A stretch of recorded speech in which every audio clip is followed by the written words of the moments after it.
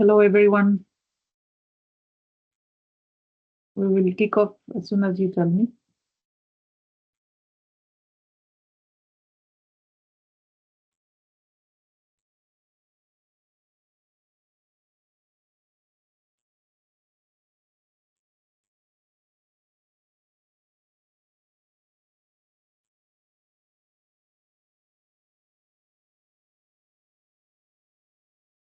Susan, you let me know when.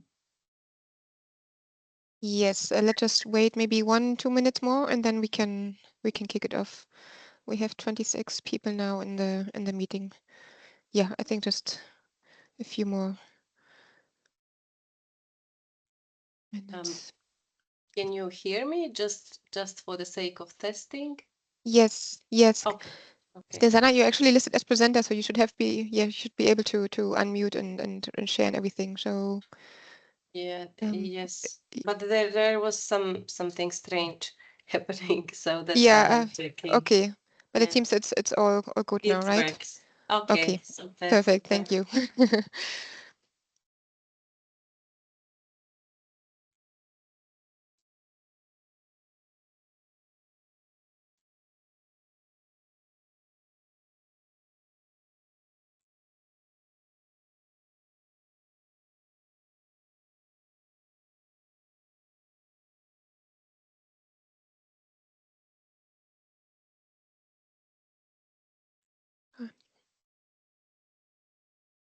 Yes, maybe we should start, Miriam, just in the interest of time and looking at our tight agenda for today.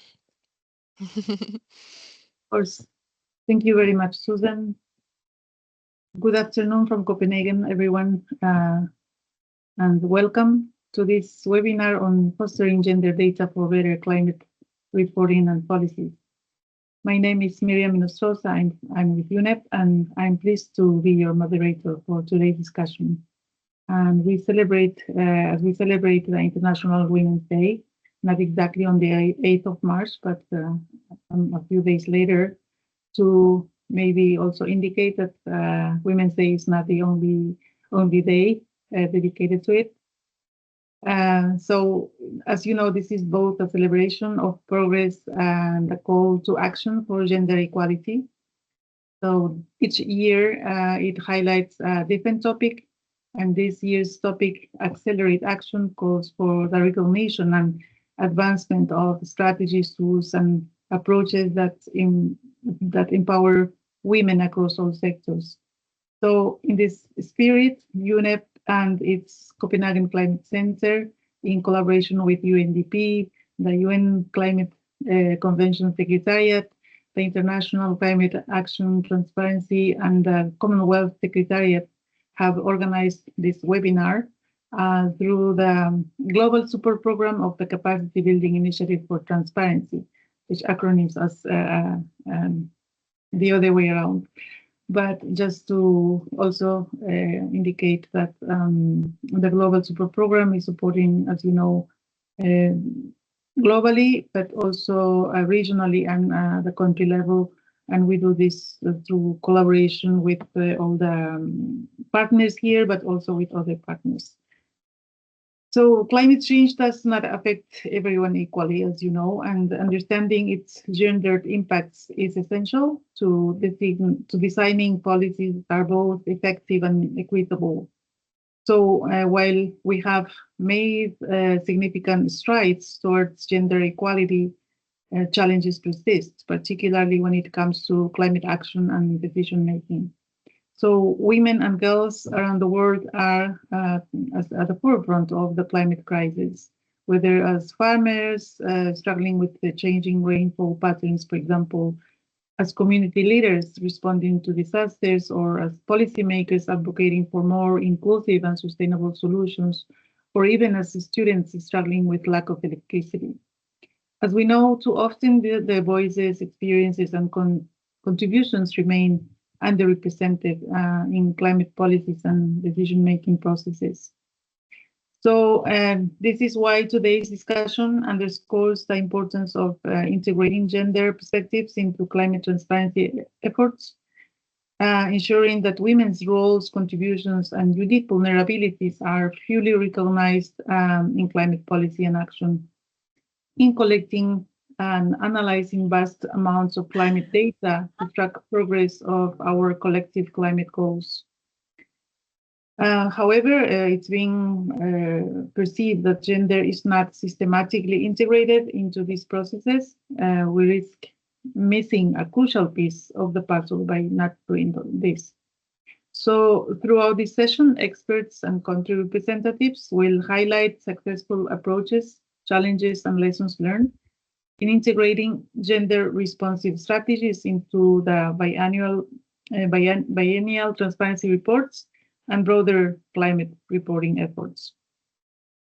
Additionally, we will provide a first look at a toolkit for gender responsive BTRs developed by CBIT GSP in collaboration with the UNDP. So this toolkit will serve as a practical guide to help countries systematically mainstream gender in their climate transparency efforts. So our aim today is not just to discuss gender responsive climate transparency, but to inspire action, keeping in mind that gender equality is not just a moral imperative, it is more importantly a smart and necessary approach to building stronger, more resilient societies in the face of climate change. So I invite all you in our audience today to engage in the discussions. You can put your questions in the chat. We have collected a fantastic lineup of speakers, and we have a very rich discussion ahead. So without further ado, let's get started. We will kick off with a short scene-setting intervention from the UNFCCC gender team. Afterwards, we have 3 countries presenting their gender transparency cases. We have Zimbabwe, Montenegro, and Colombia. These cases will also be part of the gender BTR toolkit. We then move on to a panel discussion with the capacity building providers. UNDP, ICAT, and the Commonwealth Secretariat will be sharing how they are helping countries in different ends of transparency, but also the related support, including to NDCs. Finally, we will have a sneak peek presentation of the upcoming Gender Responsive BTR Toolkit by Catherine Allison. So, as I said, we will collect obviously questions from the audience, preferably by the chat. Hopefully, we will have enough time to go through the questions, but we will make sure that all the questions will be responded through this channel. So with that, I would like to invite our first speaker, my friend Viviko Bender from the UNFCCC gender team. So she will kick off the webinar with theme setting presentation. So Viviko, the floor is yours. Please go ahead. Thank you very much, Miriam, and great seeing you. Also from my side, good afternoon, good morning, and good evening to all our speakers and the participants who are joining us today. I'm really honored to also welcome you for this important webinar on fostering gender data for better climate reporting and policies. And as Miriam has already highlighted, the discussion couldn't come at a more fitting time, as we've just celebrated International Women's Day with a theme on equality for all women and girls. And this theme really serves as a powerful reminder that true progress on climate action can only be achieved when we place gender equality at the heart of our efforts. And this has been repeatedly acknowledged, not only in the climate change process, that climate justice and gender justice are inseparable. And one of the spaces where this is so is also the Commission on the Status of Women, which, as it happens, is currently convening in New York at the same time, while the 69th session of CSW is taking place. Parties are also commemorating the 30th anniversary of the Beijing Declaration and Platform for Action. And we see that climate remains a critical issue in the discussions as parties are taking stock on their implementation of the Platform for Action. And Miriam has already highlighted it. We know that the impacts of climate change are not gender neutral, and neither are the effects of the broad and fundamental transitions that are required to build a climate resilient and low carbon future. And as the enhanced transparency framework under the Paris Agreement comes to life now, it is critical to ensure that gender considerations are not merely an afterthought, but are foundational to the framework. And again, Miriam has already highlighted this.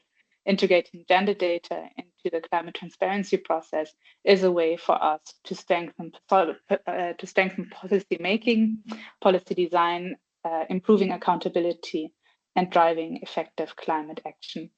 I want to take a step back and highlight the potential of integrating gender into transparency by just highlighting again that the ETF is a central aspect to the design and credibility and the operation of the Paris Agreement. It guides countries on reporting their greenhouse gas emissions, progress towards achieving their climate pledges, the NDCs, climate change impacts and adaptation efforts, and it also supports the, it also helps to report on the support provided and mobilized, as well as a reflection on the support needs. And in all of these sections, gender does play a critical role. And I also want to highlight that the production of transparency reports, such as the BTRs, for instance, should be very clearly understood not merely as a document, but as a process which can be leveraged, not only to take stock of the status quo, because the status quo could be, for instance, and in some cases, this is the status quo, is the recognition of a lack of available or usable data on gender and climate change, but it is also a means, and for this process in developing the BTR, it can also be already used to strengthen the knowledge base or to strengthen the existing institutional frames for this type of work. We are already seeing positive trends in the integration of gender into climate transparency. In 2024, the UNFCCC Secretariat produced a report which showed that over 85% of the most recently submitted climate plans and reports that are submitted to the UNFCCC have included references to gender. And with a closer analysis, we can also say that there's not only an increasing trend, but there's also an increasing depth and quality in which countries are reporting on gender. And at the point when this report was produced, only 3 parties had submitted their BTRs, but with a very quick glance at the documents that have since been submitted, it's already clear that some very good practice examples are now available that we can learn from. And while we are looking forward to seeing an analysis on how gender is reflected in BTRs, we already have the amazing opportunity today to learn from country experiences, not only looking at the documents, but to also learn about the process as well. And we then will be very privileged to hear from the expert speakers, which Miriam has already introduced us to.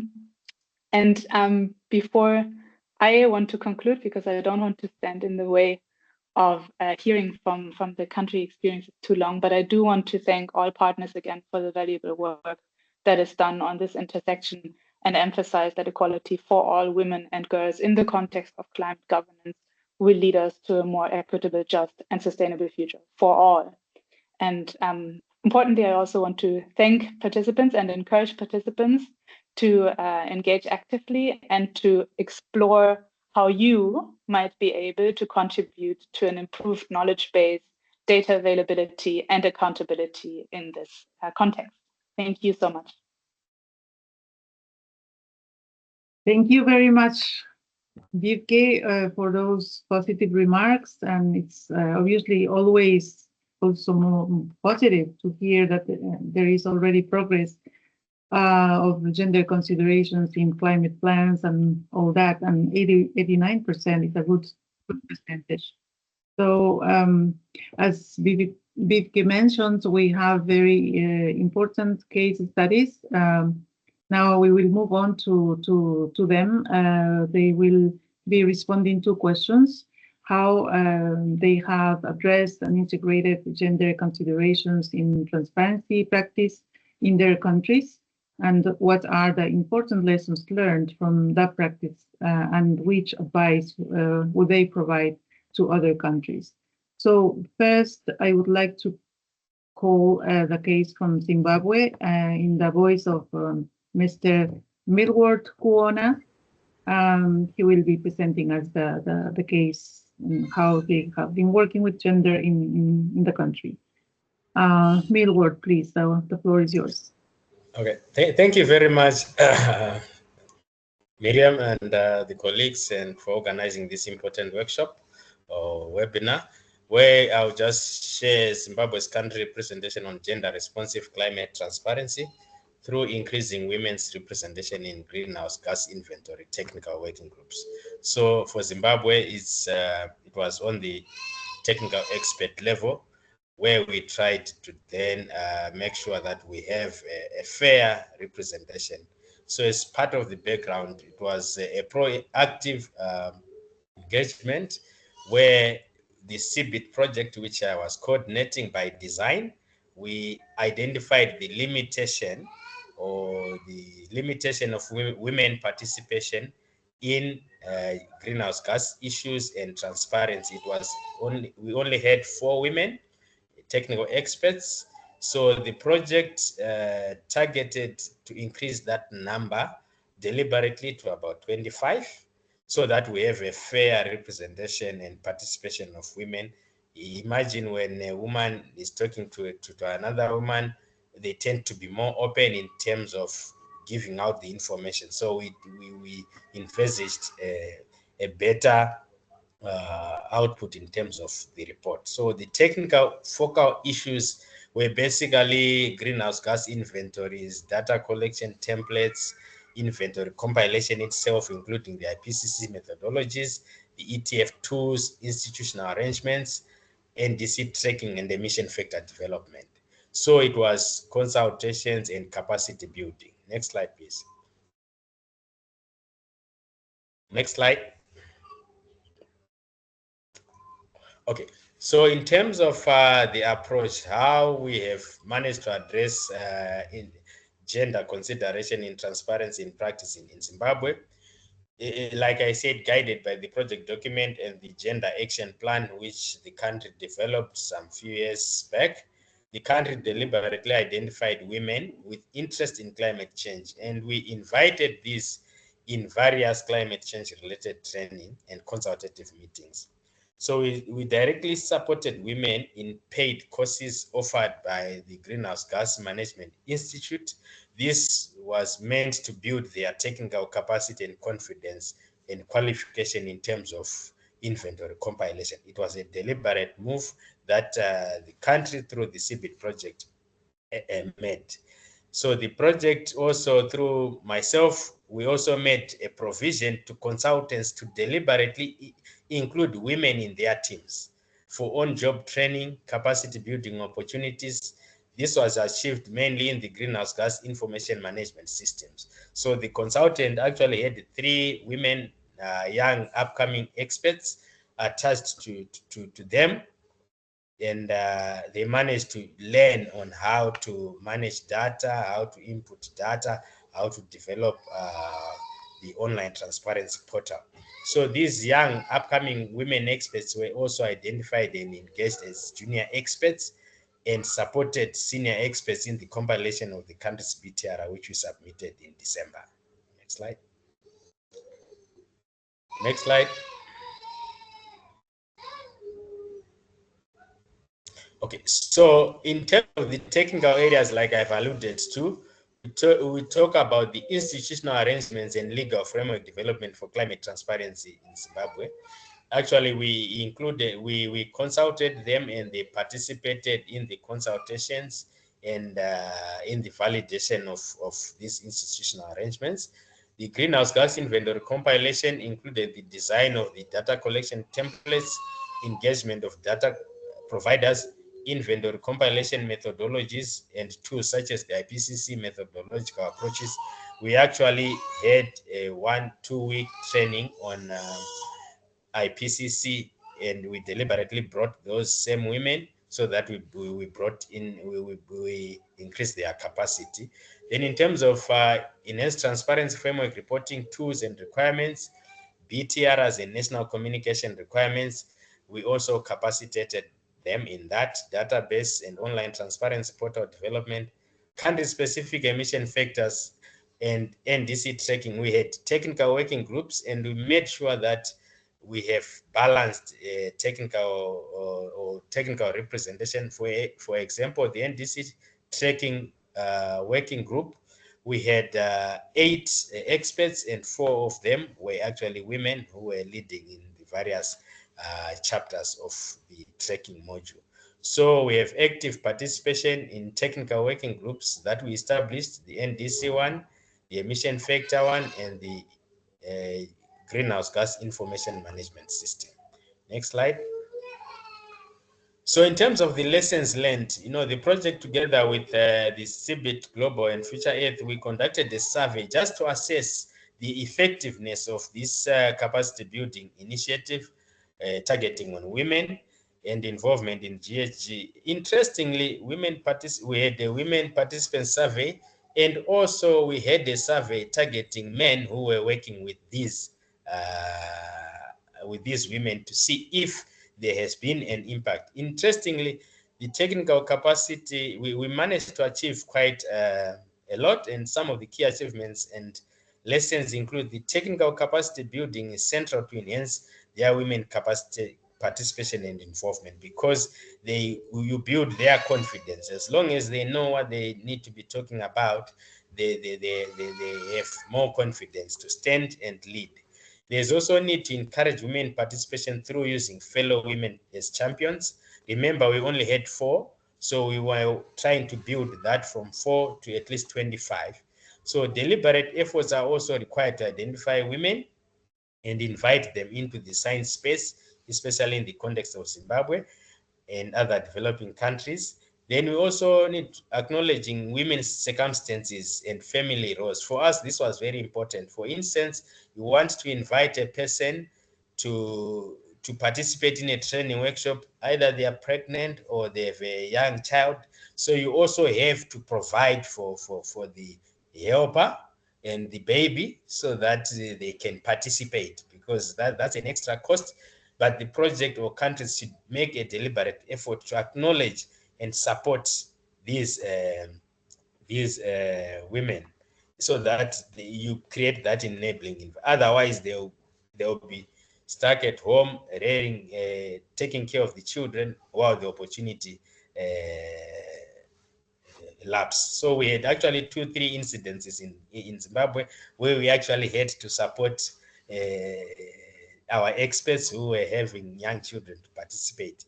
So giving women responsibility in building their is critical in building their confidence in these technical issues. The next slide, please.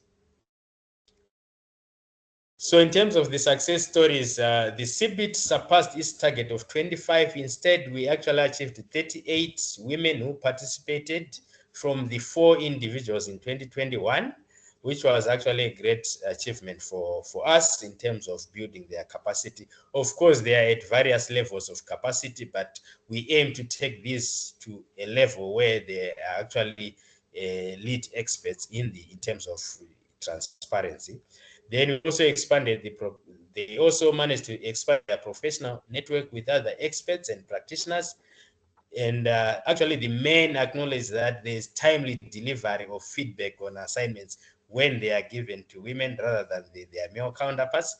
as well as the quality of products, detailed, well-structured reports, clearly following laid procedures, and they are meticulous in the delivery of assignments. So if we are to build successful teams, I would recommend that the proportion of women in those teams be increased so that you can actually achieve. For me, that was a plus. So women are already participating in the NDC3 revision process and key members of the technical working groups. Next slide. So that slide just shows a summary of the women we engaged. We engaged a total of, during the CBD, a total of 61. 49 of them were trained. Then 33 were trained only. Then 16 were consulted and trained. And a total of 28 were consulted, and a total of 33 were trained only. Then an additional 16 were trained and consulted, just to give the numbers there. The next slide. That should be my last slide. So in terms of next steps, in order to build on these success stories and benefits from the CBIT project efforts on enhancing women involvement, the following follow-up activities could be important. Increase the number of women in participating in transparency and climate-related issues for Zimbabwe, allowing for training and mentorship programs for women experts then create platforms for women to connect with policymakers, deliberately targeting women through awareness campaigns and providing training and funding for the science, technology, and mathematics and engineering subjects, even at high school level, so that by the time they leave high school, they are better placed to master these issues of science. Then training of trainers targeting women, then creating an enabling environment is critical for women to attend these workshops. So basically, we have trained them to a certain level. We need to pick them up and improve their training, maybe offer a training of trainers so that they become champions and train their fellow women. So this is how we approach the issue of involving women. But I'm happy that the department and the country is confident that in the next round of BTRs, we will increase the number of our technical experts from the women's side so that they can also participate fairly in the transparency issues. Thank you very much. Next slide. I think, yeah. So as a country, we feel we have made significant steps in transparency in our work and in our reporting, and I would like to thank you very much for your attention. Those are my details. We can share, we can discuss later. Thank you. Thank you very much, Willward, for that very insightful and very informative presentation with experience from Zimbabwe. I'm sure that the audience have paid attention on all the lessons learned and how you also address including gender considerations in the work you're doing in CBAT. Our next speaker is thank you very much, Willward. So Miriam, we have a question. I don't know if we want to take it right away. There's a question from Giga, or otherwise we will. Yeah, sure. If it's one question and it's directed to Willward, we can take that. Please go ahead. Thank you very much. I would write down my question in the chat box, but I cannot do that. I don't know why. That's why I raised my hand. Thank you very much for your presentation in the Zimbabwe case. I would like to post a short question. Do you have any recommendations or examples or concrete cases when you mentioned the GIG inventory compilation, including design of data? Which sex disaggregated data did you collect and you recommend to be collected for the purposes of the GIG inventory reports? So sorry, I didn't quite get your question per se, but in terms of our approach, we were targeting the technical experts to do the compilation. So like in our case, we were targeting women to participate in the various sectors the IPC or the 4 IPC sectors.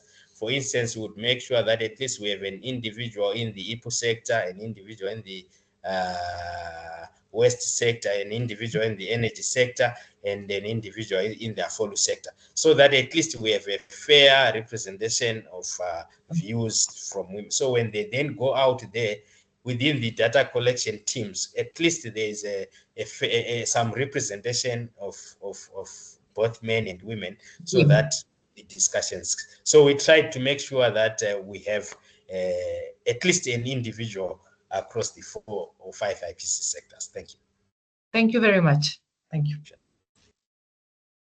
Thank you both for the response and the question. It was a very interesting complement to Mirwal's presentation. So I think we should move on if there are no more questions.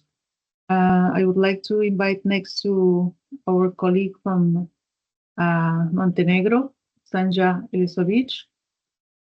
She will also provide us responses to the same questions. Sanja, please, the screen is yours. Thank you very much. I'm very happy to be with all of you today, and also happy to share some experiences from my country. First of all, to compliment my colleague from Zimbabwe for speaking about participation of women. This is a very important aspect. In my presentation, I will concentrate on gender data and collection of data, analysis, and the role of institutions in this process. To start with, my country has a very good legislation, both laws and bylaws when it comes to gender mainstreaming and the collection of gender desegregated data. However, in the practice, we see a lot of institutional shortcomings, and in fact, we always miss some data when doing the reports and policies. In 2017, this situation started to be more, let's say, advanced, and we started to integrate gender approach and gender desegregated data in our climate policies and our international reports, including national communication, BORs, NDCs, and of course, in the first BTR, which was submitted in 24-25, also the gender part was really remarkably incorporated in this report. Within CBIT, we did the gender capacity assessment of Montenegrin institutions, and one of the issues that we analyzed was the capacity of institutions to produce gender desegregated administrative data, to understand them, to analyze them, and to cooperate with the Statistical Office of Montenegro, which is the only, let's say, official producer of data. Within BTR, we also did one very important assessment, which is the gender data gap assessment. It's important to be mentioned that within CBIT Serbia, the similar assessment has been done 2 years before, and it was we use it as a best practice when analyzing our gender desegregated data. One of the efforts, I will go back to this data gap analysis only to mention that the good things that supported all our efforts were the capacity assessment of NGOs, which was done within the climate promise, capacity of NGOs to understand and to combine both gender and environmental policies. And also one of the very good, let's say, results that we have, that we, when producing the DRR policies and DRR strategy from 25 to 2030, we also have this gender aspect integrated. So this is a mutually supportive process for what we do. Can you go to another slide, please?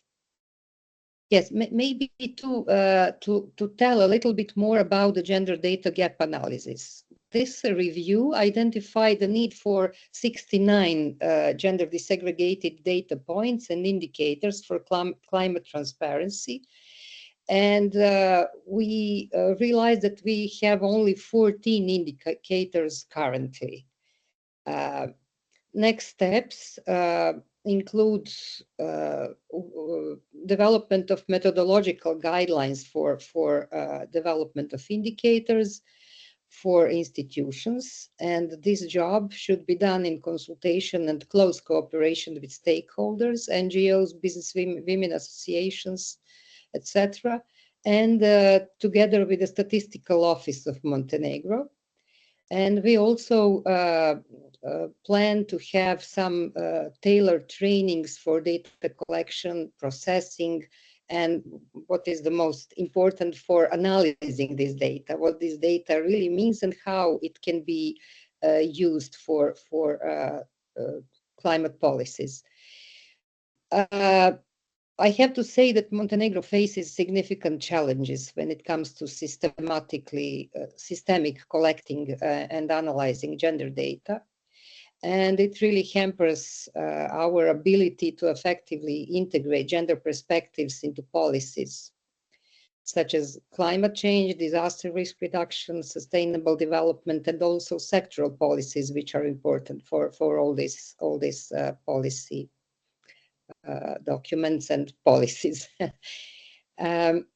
Key issues include gaps in data availability, particularly in areas like unpaid care work and labor market indicators, and also the lack of robust methodologies for monitoring gender-related issues. And as I mentioned before, institutional capacity is very limited, and we have insufficient resources and support for gender equality mechanisms. All of this can lead to inadequate policy implementation and monitoring.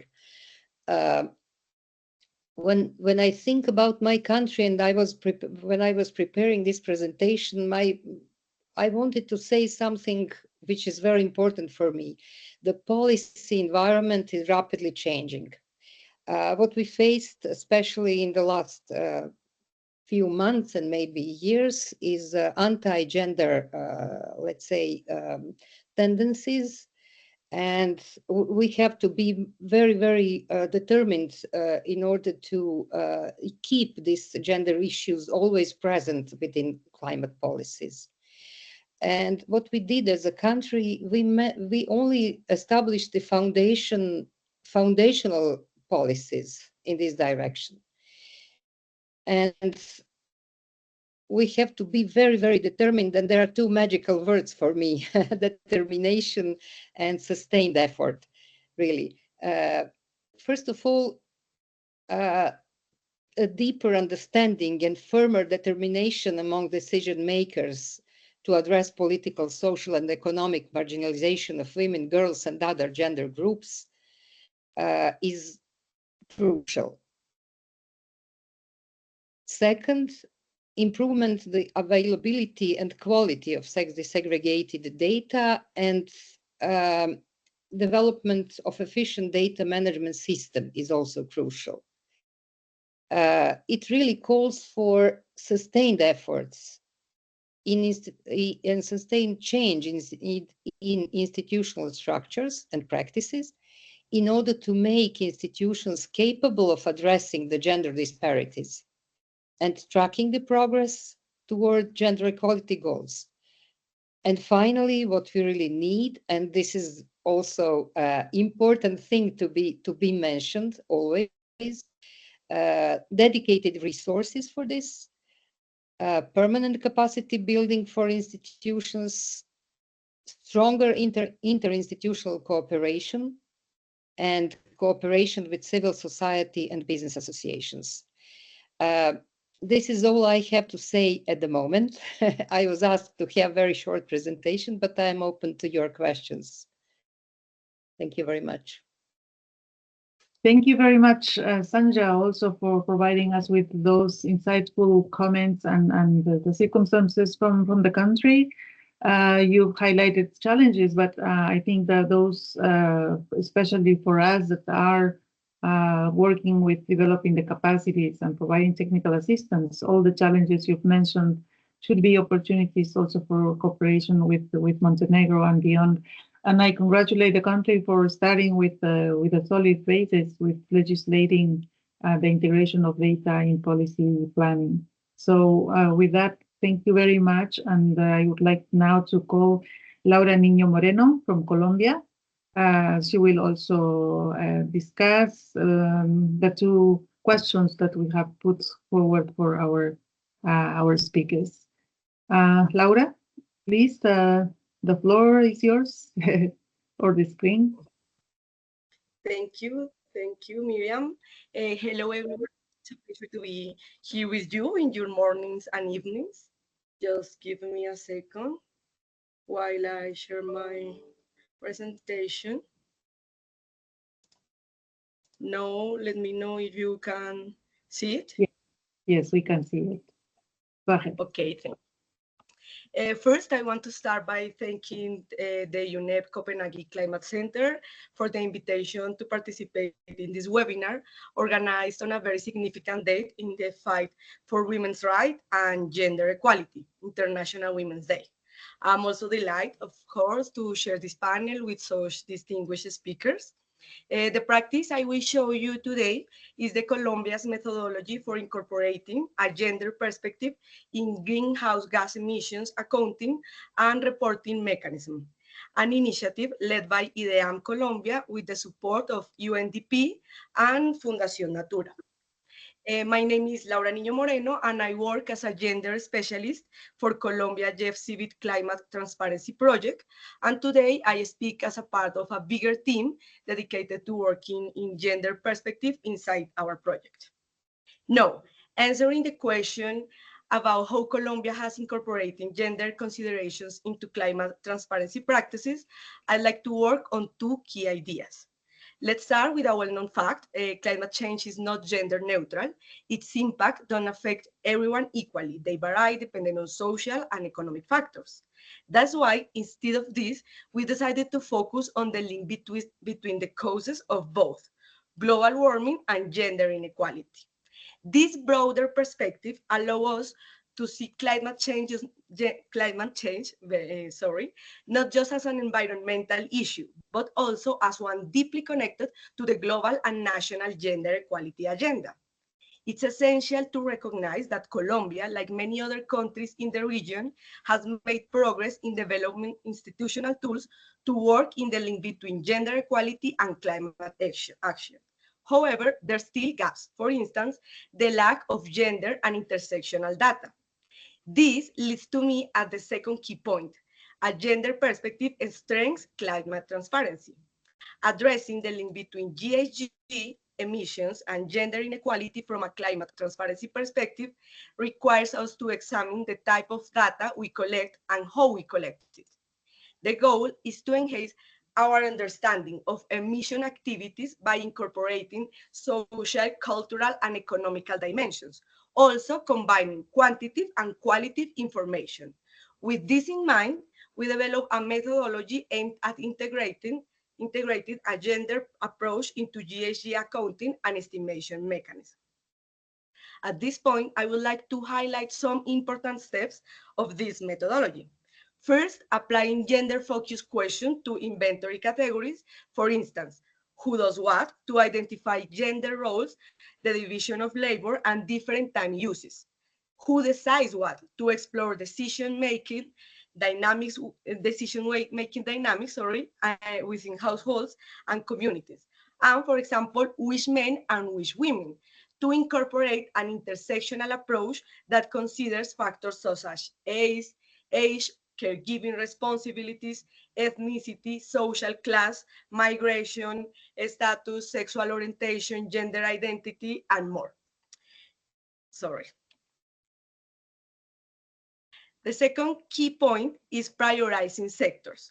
As you know, the national greenhouse gas inventory has so many categories. So we work or we focus our work in two main categories, a follow and energy, applying some criteria like as you can see in the slide. The result of this prioritization process was, for a follow, livestock manure management in poultry and pig farming, and for energy, urban land transport. It's important to know that our focus, as I said, is on a follow and energy categories, as they have the highest representation in the NI. Consequently, our project places a special emphasis on these two categories. Now, the third step of our methodology I would like to highlight is the identification of information gaps and design of data collection tools. As a part of this methodology, 2 pilot studies are being conducted to integrate a gender perspective into NI data collection, according to the prioritized categories we are working in.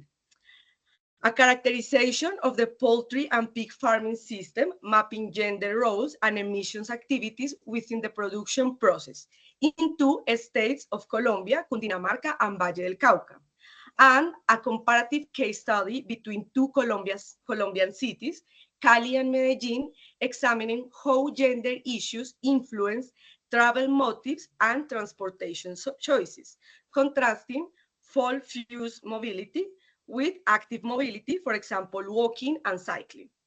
And the last step of this methodology that I'm going to present to you is the capacity building and knowledge sharing. Currently, we're developing a second version of a training course on climate transparency and gender. Also, we'll be presenting our results at COP30 in Brazil this November. And finally, we're preparing a seminar about climate change and gender. And of course, you are all invited to participate either virtually or in person.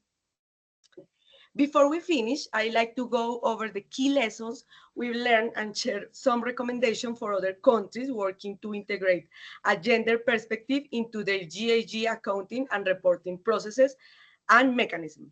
First, engage key actors. A truly effective gender approach must be intentionally integrated from top leadership to technical and operational teams. Second, strange institutional knowledge. Strengthening gender capacities will enhance data production and its integration into decision-making for climate adaptation and mitigation, fostering a deeper understanding of the connections between social and environmental issues.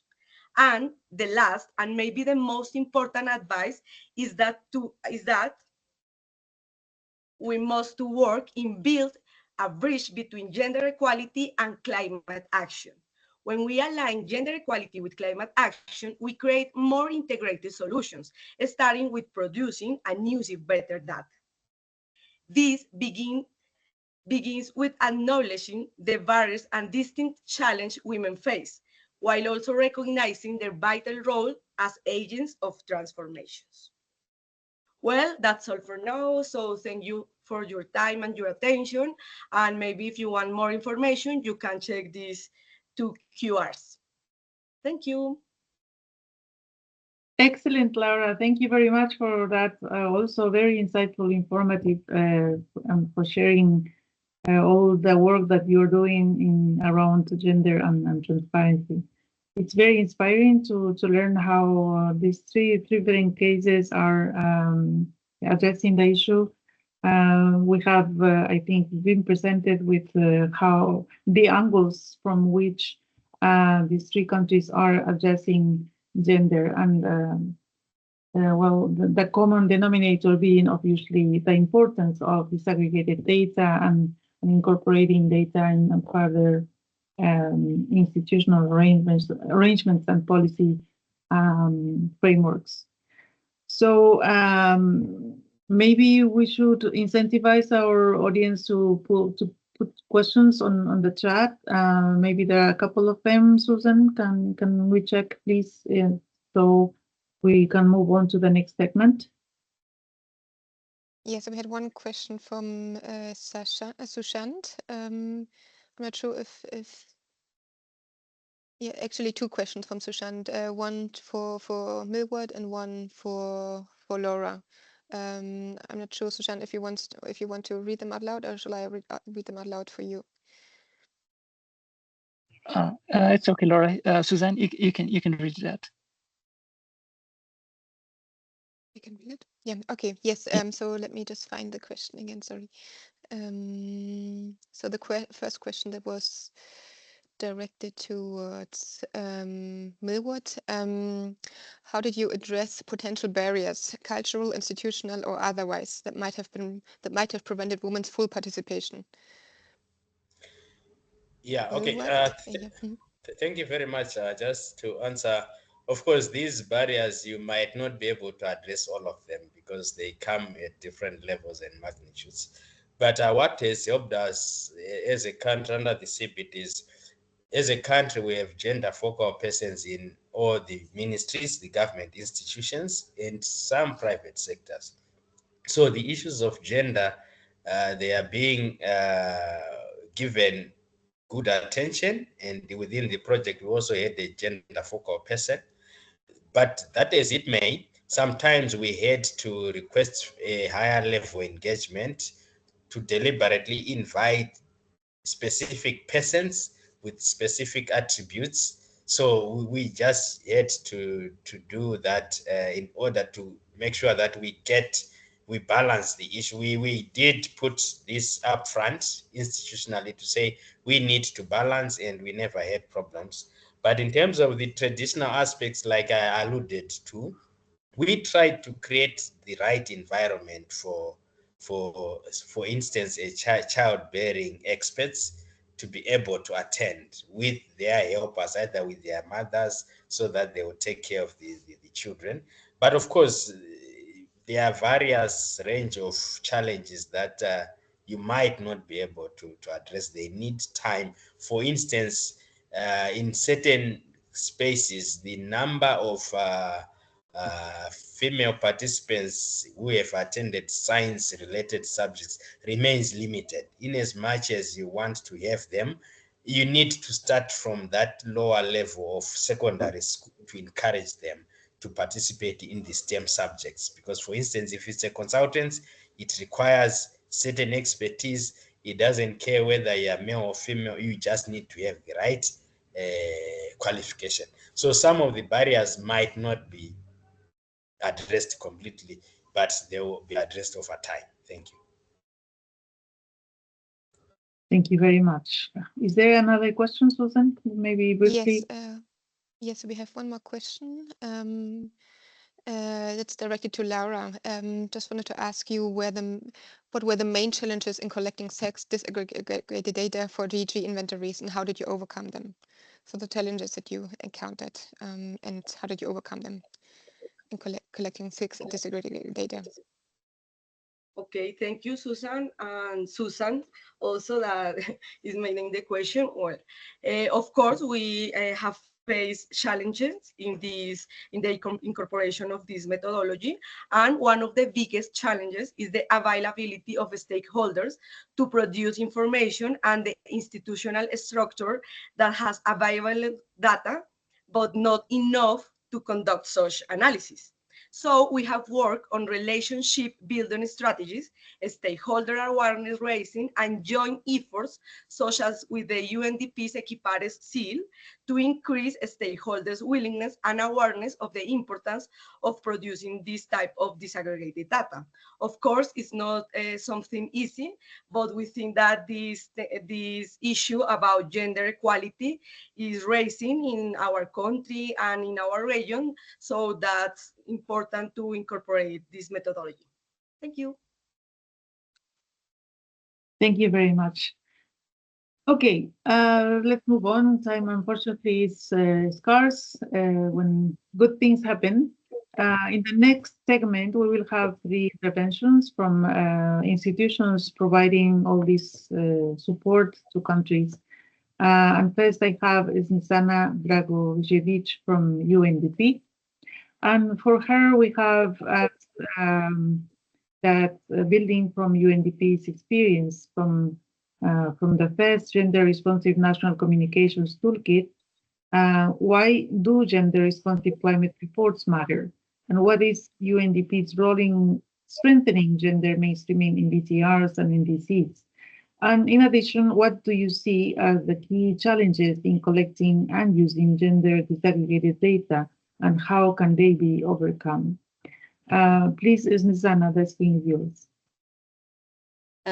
Thank you very much, Miriam.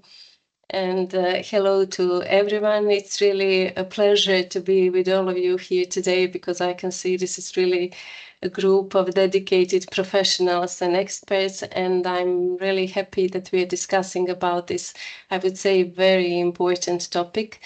I think that really mainstreaming gender in climate change reporting is really crucial for making sound and smart climate policies, I would say. Well, with climate change and mainstreaming gender, I think it's the same like in every other sector. You can really not create good and proper policies for the whole society if you just neglect the needs and voices and solutions, I would say, of half a population. So it's really really crucial. I mean, we all know, we mentioned already that climate change is not gender blind. It's really affects different men and women.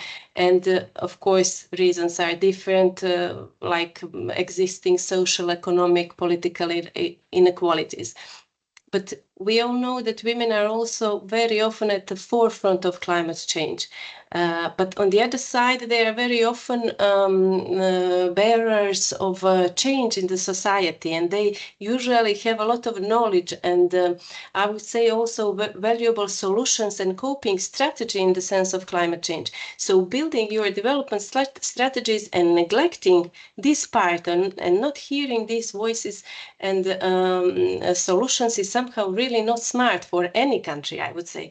And when we say it, it's really logical, I would say, but then somehow in reality, in practice, it doesn't come by default. Sanja already mentioned that even in the countries where we have a legislation in place, it doesn't go by default.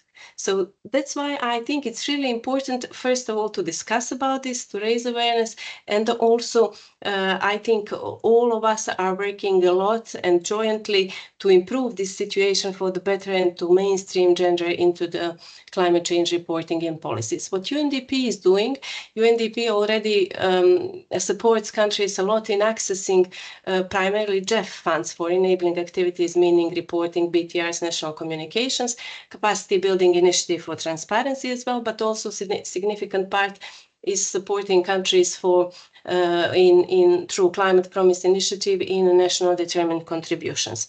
So in all those efforts, I think UNDP, together with other agencies, of course, is a very strong advocate for mainstreaming gender into all those processes. Those could be clustered, I would say, in couple of points. One side is providing technical guidance. We already started with other agencies as well with this first toolkit that Miriam, you already mentioned. So basically now this is going to be updated. So UNDP is in a way providing tools and methodologies how to mainstream gender into the climate change policies. The other very important part is, I would say, to enhancing data collection and analysis through collecting data for the biennial transparency reports or national communications or nationally determined contributions. We are really promoting or in a way enhancing countries to collect the gender disaggregated data in order to provide and create better policies. And these data, I would say, are really vital for improving the accuracy and relevance of climate actions.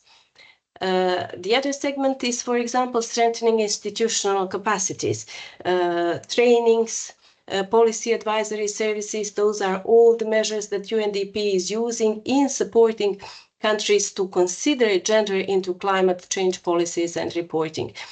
Facilitating stakeholder engagement, equally important, because through all those participatory processes, we know that the developing BTR is not like a one-stop shop. It's really a process that involves a lot of stakeholders. And if we really, in many different sectors and on many different levels, promote importance of mainstreaming gender, then this is a way, I would say, to go forward. And of course, it takes time, but it's really worth investing. And I would just say partnership and knowledge sharing as well, because this was already mentioned maybe through chat, that some countries are at the very beginning, for example, of implementing certain projects, be it enabling activities or CBIT projects.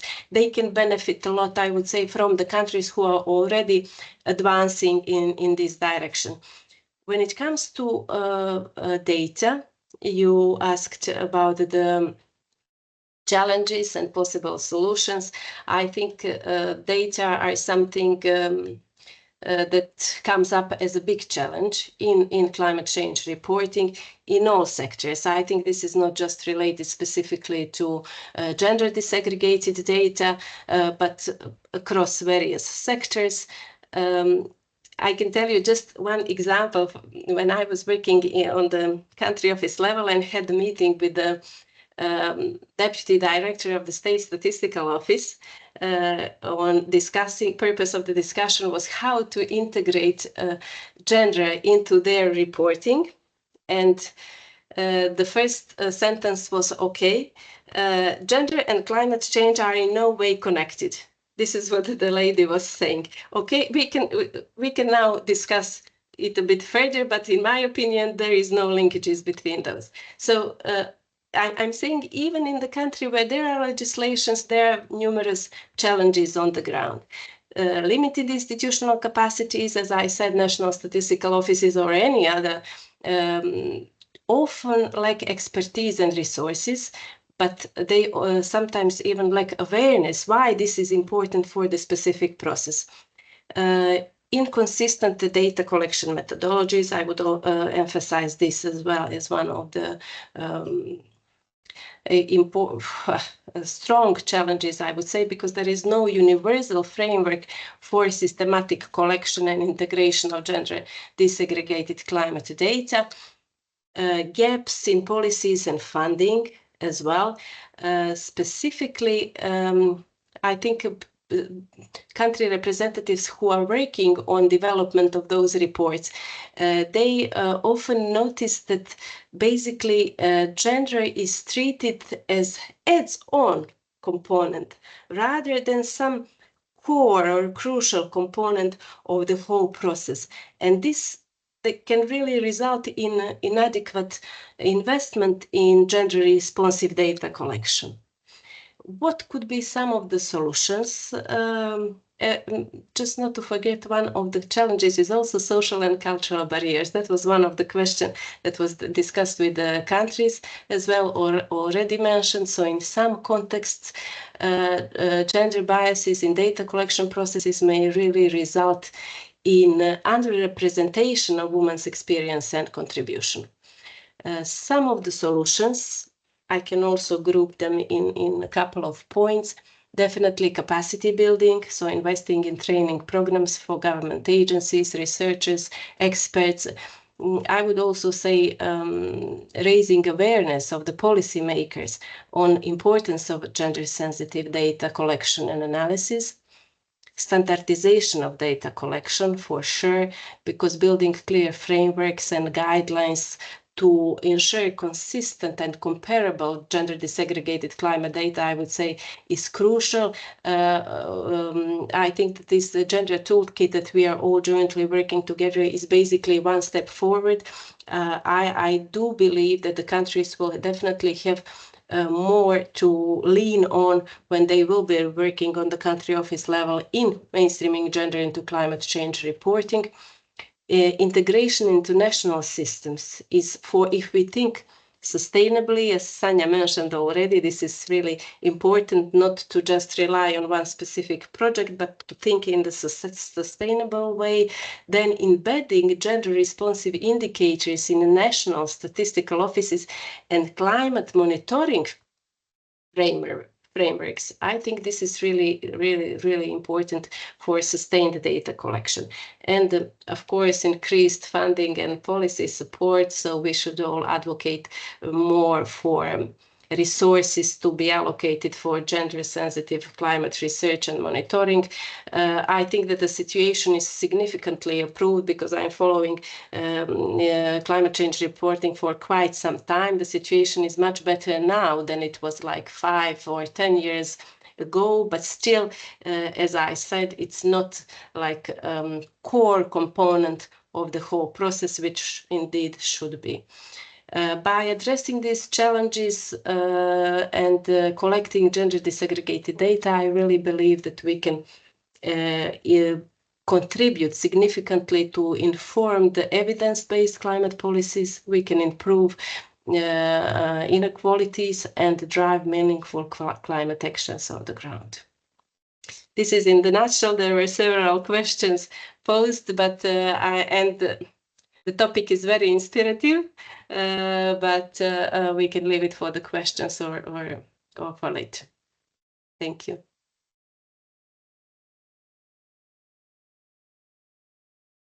You are muted, Miriam. We cannot hear you.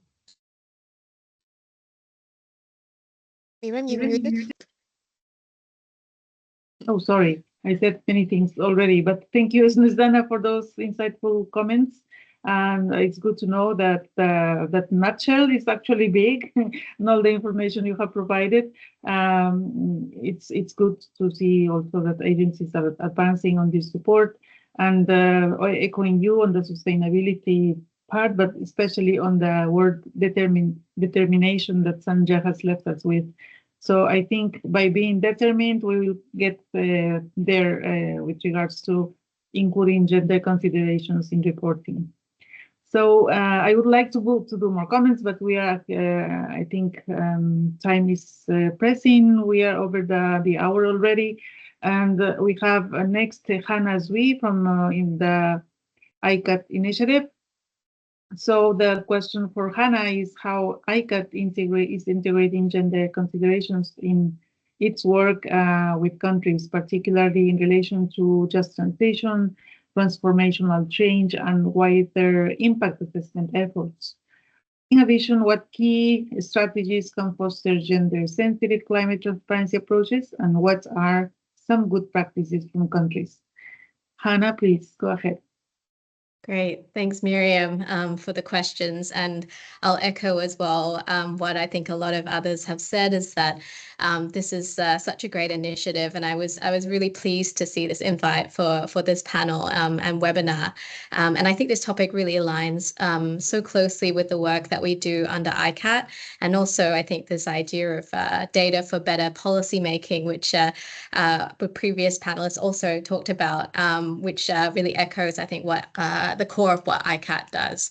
So at the end of last year, we published a paper on good practices for integrating gender into climate transparency frameworks because we wanted to bring attention to the importance and benefits, particularly of gender disaggregated data to strengthen the development of better climate policies.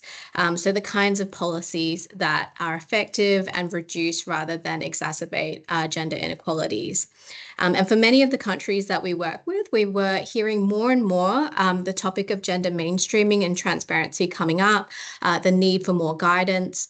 So we put this report together that brings together some examples from different countries, and then based on these examples includes some good practices, some recommendations that we hope can inspire others in other countries.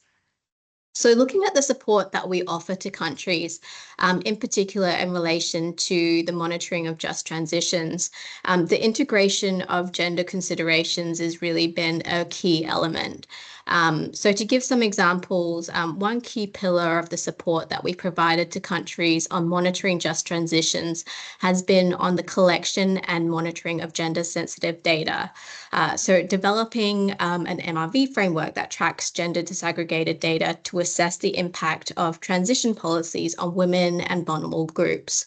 Or developing indicators related to women's participation in climate projects, employment and green jobs, access to resources. So another example is the inclusion of women in climate decision making, having stakeholder engagement workshops that actively involve women's organizations to ensure that gender considerations really shape national climate policies. So this all being that gender considerations are really being integrated within the support that we're providing to countries, particularly within this monitoring of just transitions. But it's also a key feature within the methodological guides that we have. So we have a guide on monitoring just transitions that we use within the support that we provide for countries. And this includes this framework that includes the gender considerations, but also more broadly, our policy impact assessment methodologies, which look at areas like sustainable development impacts and transformational change impacts, and all of these also incorporating these very essential gender considerations as well. So more specifically on the topic of transformational change, so we have a methodology as well as an online tool to support the assessment of policies for their transformational impact. And part of the methodology, it includes the gender considerations as a key element, but it's important because it's a key element for demonstrating the potential for a policy to lead to transformational change. And this is something that we were hearing from funders, from MDBs, that this was a really essential part of including to be included in this methodology for assessing transformational impact. So just quickly on, I think, the second question, Miriam, about the approaches and some of the good practices from countries. I think we've heard some really great ones today, but I mentioned previously this ICAT paper that we have on integrating gender and transparency frameworks. And through the paper, we did identify some good practices through the country examples that we could find. And just if I can highlight one or two, just in the interest of time. So what came through, I think, with the research and scoping for the paper was the importance of using the data and structures that already exist in the country. So drawing on these to get the gender disaggregated data that you need, using it to enable you to start somewhere and then building on this over time. So appreciating that, now we have some great good practices that we've heard through this session, but that also a lot of countries are at a very initial stage of looking at this. So just starting where you're at and seeing what you can build on that already exists.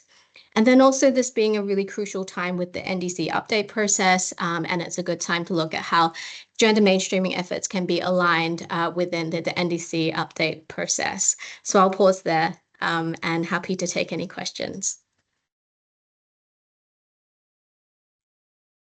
Excellent. Thank you very much, Hannah. Indeed, ICAT is very much a good initiative with providing methodologies for impact assessment.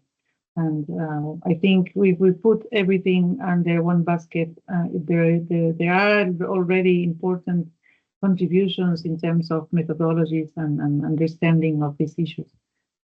So I'll invite our next speaker from the Commonwealth Secretariat, also Maka Enwamara. She will illuminate us with the experiences on mainstreaming gender in the nationally determined contributions. She will tell us what are the next steps in their gender equality journey and how the Commonwealth is supporting the countries in this process. So then we will take a few questions. I have seen already that there is some movement in the chats. But first, let's listen from Uzo. Dear Uzo, please, the screen is yours. Go ahead. Thank you so much, Miriam, and good day to all the colleagues. It's been really fascinating to hear the case studies from the countries and also the work that partners are carrying out on this really important topic. So with us at the Commonwealth Secretariat, for those that may not know, we have 56 independent member countries across the globe, microcosm of the world. But we really take the Commonwealth's commitment to gender equality is really high. So at the highest level of our Commonwealth heads of governments, We have the Commonwealth's gender equality principles, which is women in leadership, women's economic empowerment, ending violence against women and girls, and of course, gender and climate change. We're currently at CSW. I've been in New York, and this week we had the consultation with our national women's machinery of the Commonwealth. And on the agenda was, of course, climate change and gender. So in terms of the question, what we've done and what we're still doing and what we're looking to do, to say that a couple of years ago, after NDC, the second edition, we looked at all the Commonwealth member country NDCs that had been submitted. So there was an analytical study we carried out in 2 editions, so gender integration for climate action. In reviewing these NDCs, what are we finding? And this was really an informative piece of work that revealed the critical gender gaps, but more so the opportunities. What are the entry points for us to address these gaps? And we looked at key topics: prioritizing gender in context, policy integration of gender, institutional coordination, capacity building, technology, MRV systems, of course, looking at gender disaggregated data and information, and of course, financing, so financial resources for gender inclusion. Now, when it comes to the data gaps and entry points, something that we found quite interesting was that about over 81 to 90% of the NDC submitted had highlighted that there was a participatory process. But then when it came to asking the specific evidence, in terms of how they included the gender, the institutions responsible for gender, be it women's affairs ministries or the wider machinery, that dropped down to 20%. Now, if you're not able to capture your data, how are you able to track, how are you able to get information into your policy making? So this was quite a flag for us there. Now, in terms of the ability for the women's machineries to actually tangibly influence the NDC update cycle, again, this remained elusive. Even where we have 79% of new and updated NDCs, saying that there's no specific reference to women's machineries. So this is really important because we know, as per the topic today, you need to be able to have your evidence. Your data is your evidence, is your proof that you would use in advocacy for strengthening your institutions, for policy making. So what did we do about this? We then, built on these reports to develop a best practice guide, looking across board to see what are those good practices and how can these be emulated.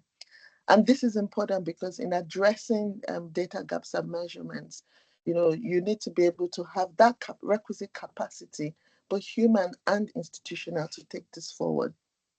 And I think in terms of the institutions and strengthening this, making sure that climate change and gender ministries, those responsible for those, don't work in silos. So building on this, we developed the best practice guide, and I'll be sharing the links in here.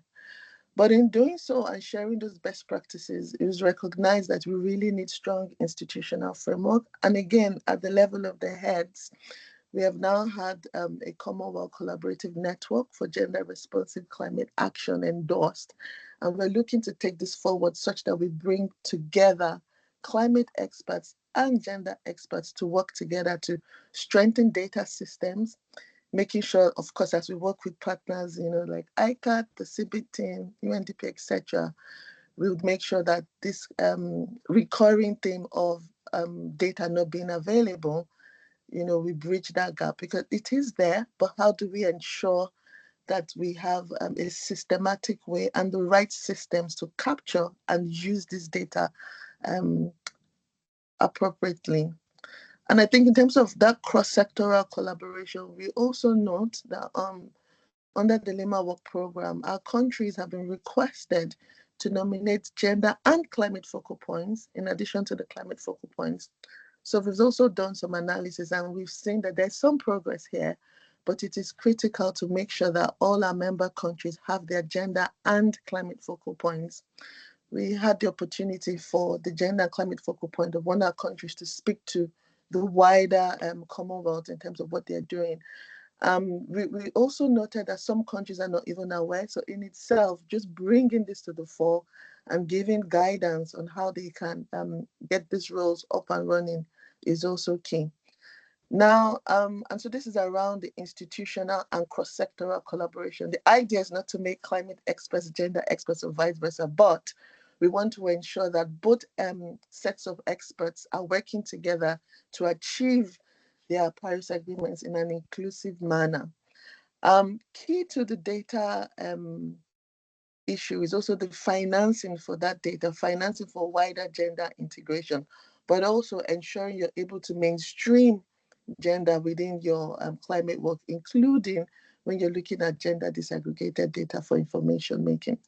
So three key areas that we're looking at now is, of course, bridging the so we're looking at it bridging the knowledge gap on the gender impacts of climate change, where we want to improve availability and use of gender disaggregated data collection systems to inform climate action.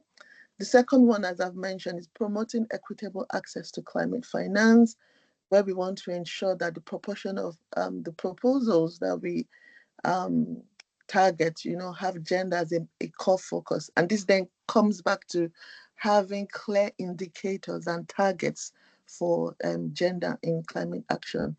Last but not least is also strengthening diverse leadership for gender, for decision making, where we want to ensure that we have, enhanced participation of women alongside men in leadership positions. Now, all of this data underpins all of this. And it's really key for us to track the data, measure it, but make sure that we're able to capture the information and use it for decision making.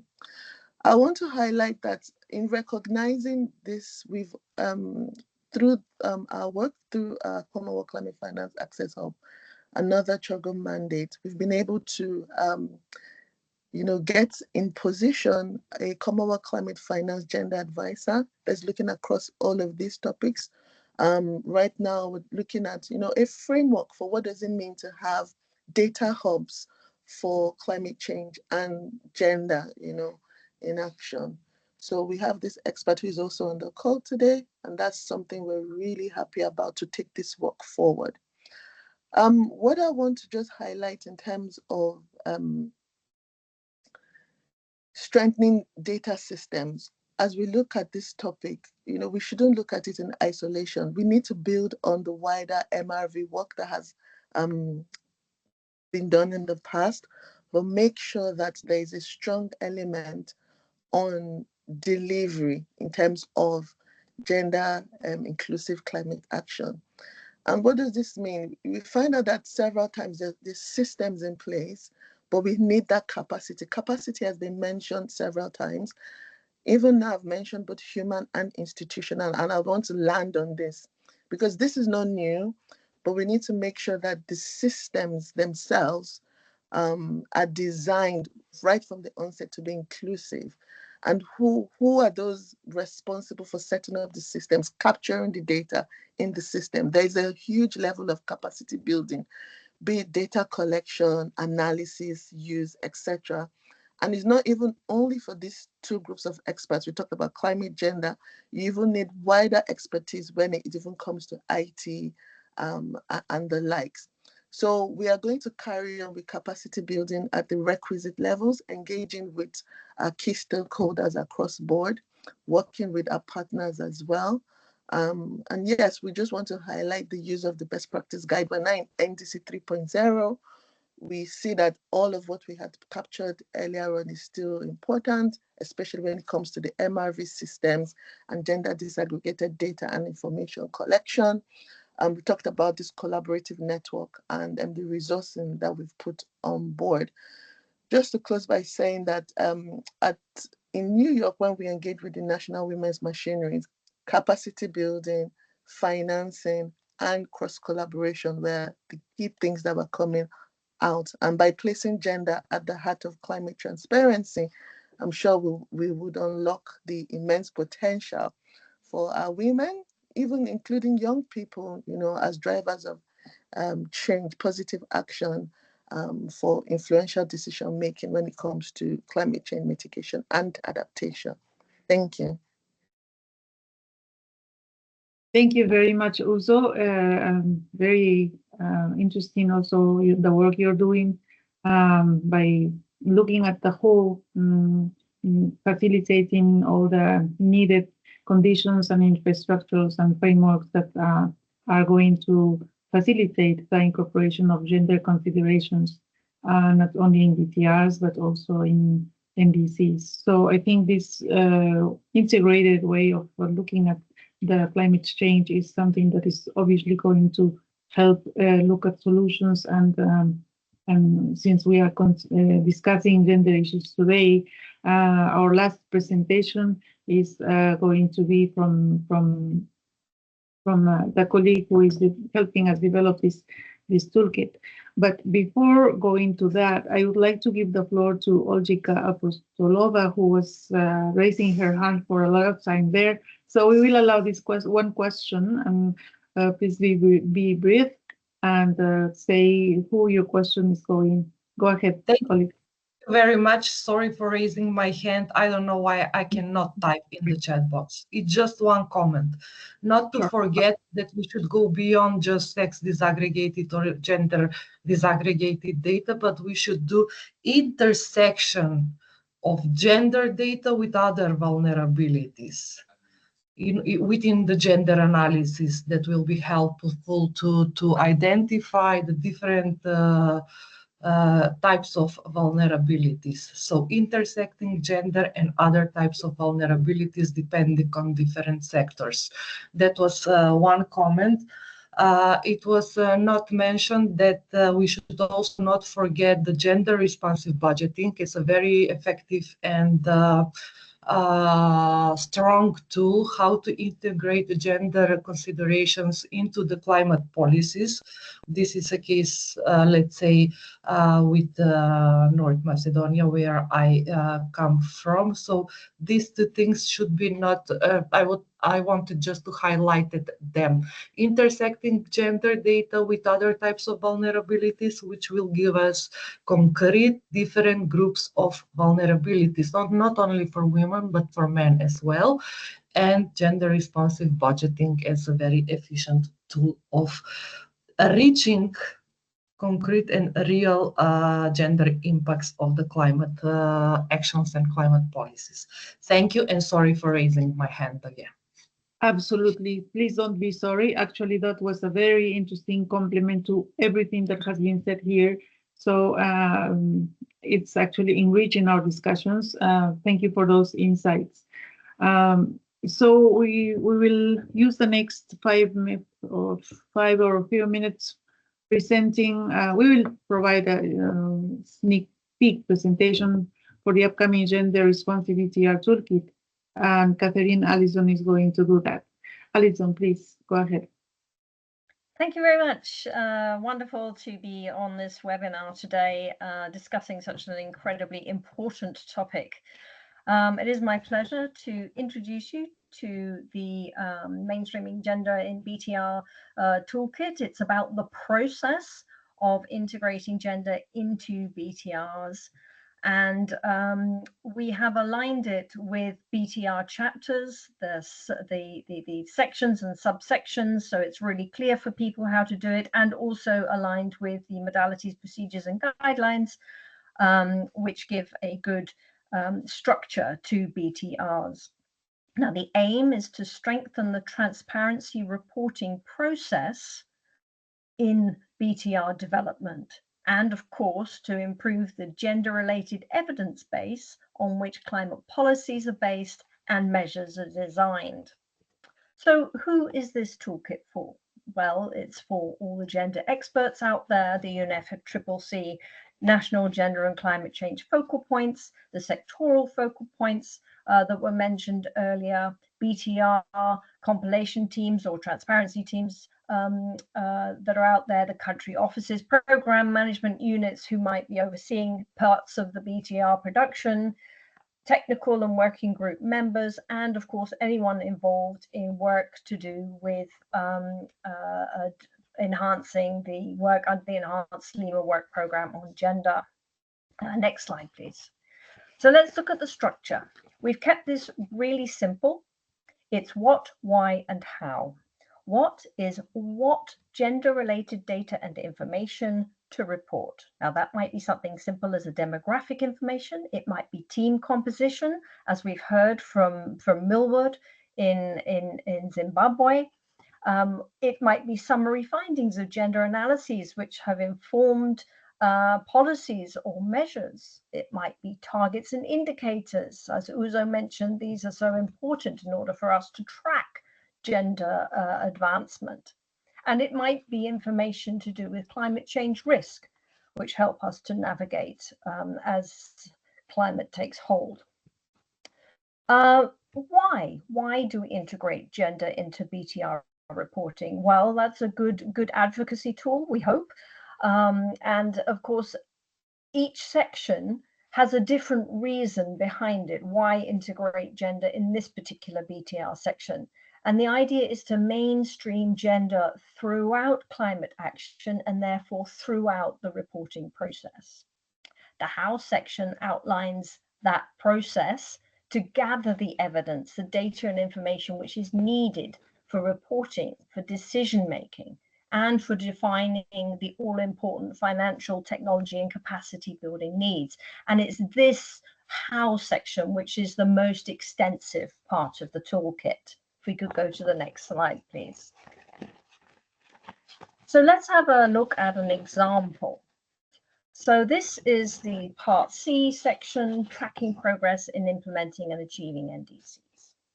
The what section gives short, well, I'm not going to read through every single one of the bullets of the example, but there are short bullets which just simply say, hey, look, you need to report on this here, or you should report on this here, or you could report on this here. And in this case, it's suggesting that targets and indicators related to mitigation action are included. Now, not all countries have developed these, in fact, very few. So what should we include if there are no targets and indicators yet in place? Well, that could include gender-related outcomes of mitigation actions. For instance, projects might target female-headed households for energy efficiency measures, like we've heard from the Balkans, or women-led businesses, which are being encouraged to adopt renewable energy solutions. The why gives a rationale behind developing targets and indicators in order to track progress on gender equality, on SDG 5, or on national aims. If we could go to the next slide, please.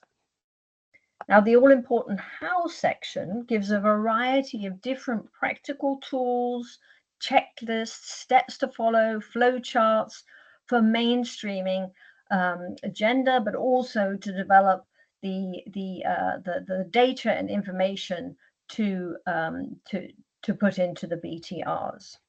Now, staying with the same example here, we've given 4 steps to integrate, to develop gender targets and indicators. And of course, some of those steps may require work behind the scenes, and that work behind the scenes may take months or years to achieve.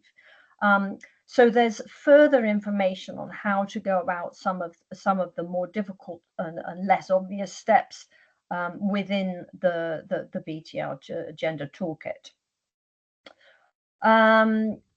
If we could move to the next slide, please. There is also signposts to further resources, as we've heard from Hannah, from Uzo today, which give additional information, more detail on how to complete some of the steps. And of course, many, many examples and some case studies from around the globe, as we've heard from Laura and Millward earlier today as well. Now, here is an example, for instance, from the Nigeria National Action Plan on Gender and Climate Change. This is some of the indicators that they have put into that document, and that is as a direct result of the NDC indicators that they, or the broader ones that they have, to make sure that those are hit. And we hope that these examples will be there for other countries to follow, to consider, and to include in their reporting processes. So really, we hope that the BTR Gender Toolkit becomes a sort of go-to resource for all parties improving their transparency reporting and to mainstream gender in their climate action. We want to enhance gender equality. We want to meet increasingly robust gender requirements of ODA and climate financing, and to improve the effectiveness of climate action. Thank you. Excellent, Catherine. Thank you very much for that presentation. Please, I hope that our audience will stay tuned to the finalization and the launch of this toolkit. It's very resourceful knowledge product that the CBIT GSP is developing in cooperation with UNDP and other partners. So, I think the contact details are on the next page, actually. We should probably move to the next. Yeah, okay, thank you. Excellent. Yeah, as I said, please stay tuned. Probably my colleagues will be announcing soon the launch of the tool, which looks very promising. So I think we've used 1 hour and a half schedule for this webinar. I would venture myself to give some takeaways before we finish. We've heard from all the presenters that gender-responsive climate reports ensure that climate policies and actions address the distinct impacts of climate change on women and men, leading to more equitable and effective solutions. And I think as we speak, we are all thinking on gender equity, but also integration of gender component in all what we do around climate change.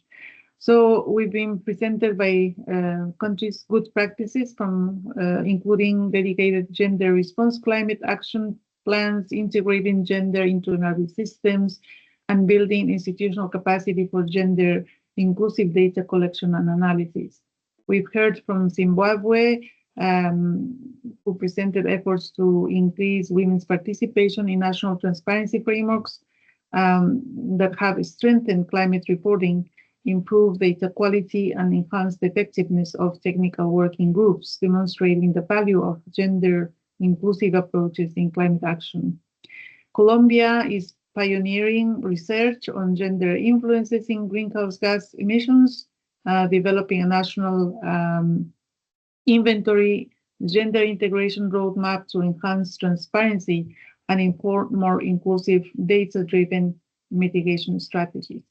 Montenegro is advancing gender-responsive climate action by integrating gender considerations as well into climate and health policies, ensuring inclusive decision-making and enhancing transparency through interinstitutional cooperation and targeted policy frameworks. And we have been also presented a vast ecosystem of support to countries through technical assistance, capacity development, and knowledge sharing platforms being provided by UNEP, UNDP, ICAT, the Commonwealth Secretariat, the UNFCCC, etc., ensuring that gender perspectives are considered in policymaking and implementation. To integrate gender into climate strategies and reporting frameworks. ICAT integrates gender by embedding it in just transition and impact assessment methodologies. Key strategies include developing gender-sensitive indicators, promoting inclusive stakeholder engagement, and supporting countries in systematically incorporating gender into transparency frameworks. Obviously, challenges persist, and these include limited political commitment. We've heard lack of gender disaggregated data, insufficient technical expertise, and gaps in policy coordination as well. So, key challenges in data collection include limited availability, lack of institutional capacity, and inconsistent methodologies, as we heard from our colleagues, especially from Colombia. So next steps involve strengthening national policies and legal frameworks, improving gender-responsive budgeting, enhancing institutional capacity, fostering greater engagement of women and marginalized groups in climate decision-making. So we have a lot of work to do. And overcoming this requires stronger national frameworks for gender data, improved coordination among ministries, and investment in capacity building and technology. So if we truly want to achieve the goals of the Paris Agreement, we must ensure that climate policies and actions are inclusive, data-driven, and responsive to the needs of all people.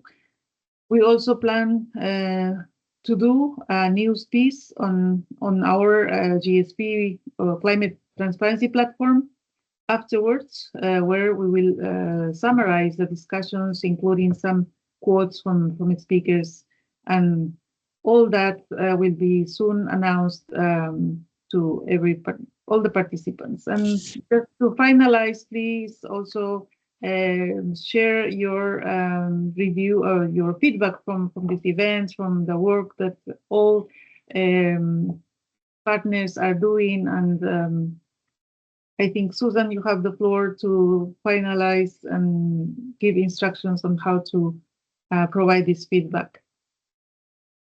Yes, thank you so much, Miriam, and thank you, everyone, and thank you for all the participants for hanging in tight despite the the late hour. I've shared the link to the Mentimeter. It's an evaluation software, and I think because we are so late already, I will kindly ask you to do it after the event. We are very looking forward to your feedback. Please be honest. We are constantly learning and improving our events and our approaches to deliver the message across. So please provide your feedback there. Any suggestions, ideas you have, we're really much looking forward to that. And yeah, thank you all for joining us today for this important event. And yeah, we will keep everything posted on the climate transparency platform, as you see here also on the web page. So thank you so much, everyone, and wishing you all a good afternoon, good evening, good morning, wherever you are based in the world. Thank you so much. Yes, and stay tuned for the next webinars organized by the GSP. Thank you very much from my side, especially to our contributors, speakers, and we have a lot of work ahead, so please stay tuned. Thank you very much, everyone. Bye-bye. Thank you. Bye-bye. Bye-bye. Bye. Thank you. Bye-bye.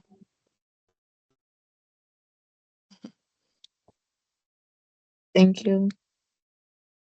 Thank you.